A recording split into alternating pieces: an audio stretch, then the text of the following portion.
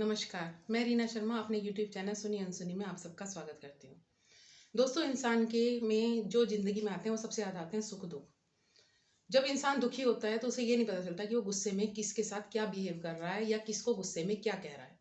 ऐसे ही उसके सुख के साथ है कि जब वो सुखी होता है तो उसको पता ही नहीं चलता कि उसने सुख में क्या हरकत कर दी। जो इंसान 1 रुपया भी कभी किसी को दे के राज़ी नहीं था, वो 10 रुपए भी दे के राज़ी हो जाता है किसी को खुशी-खुशी में।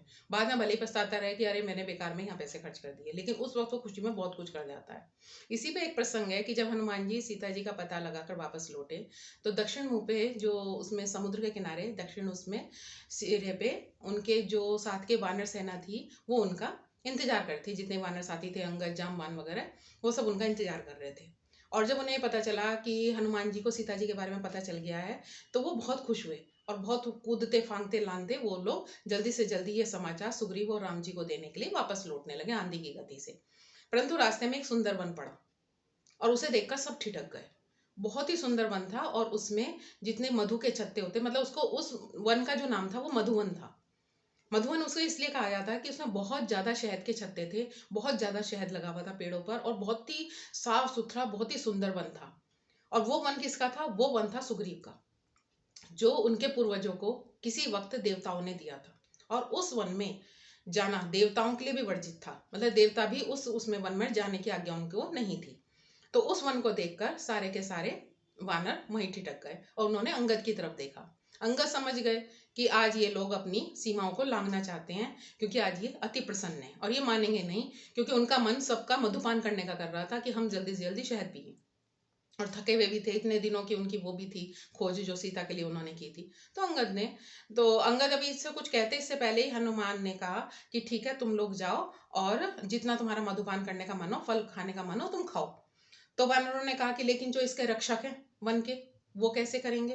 तो उन्होंने कहा कि वो कुछ नहीं कहेंगे तुम्हें, क्योंकि जो उस वन के रक्षक था वो बहुत बलशाली वानर थे। वो थे सुग्रीव के मामा दधिमुख और उनके वन रक्षकों की पूरी सेना थी। उन्हें पता था कि जैसे ही वो वन में घुसेंगे तो जो वन रक्षक है वो उन्हें उठा उठा के बाहर फेंक देंगे और सुग्रीव से अलग शिकायत करेंगे। लेकिन हनुमान ने कहा देखो तुम्हें कौन हाथ लगाता है, तुम्हें जितना मन हो फल खाओ, जितना हो वो करो। तो जैसे क्योंकि सुग्रीव भी उन्हीं की फैमिली में से था, सुग्रीव की अंगद, और अंगद भतीजा लगता था और कहने को तो वो फैमिली का राजकुमार था और उन्हीं का वो वन था। तो अंगद ने भी आज्ञा दे दी कि ठीक है, आज तुम जी भर के मधुपान करो। और फिर तो बंदरों का क्या कहना था, वो तो खुशी खुशी उछलते कूदते घुसे।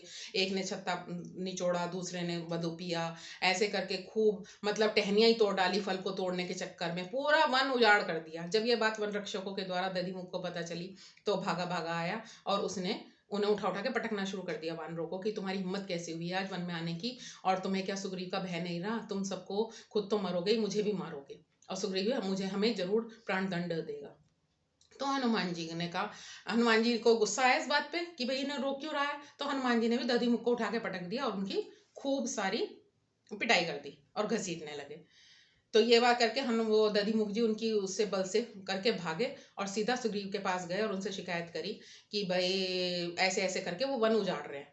तो इसी बात से सुग्रीव समझ गए कि जरूर ये सीता का पता लगा के दौड़ आए हैं वापिस, इसी खुशी में इन्होंने ऐसी उद्दंडता की है। अदरवाइज उनमें इतनी हिम्मत नहीं थी कि मेरी आज्ञा के विरुद्ध जाके वो उस वन को, जो हमारा पूर्वजों का वन है और जो हमारी संपत्ति है, हमारे अधीन है, उसमें जाके इतना उद्दंडता दिखाएं।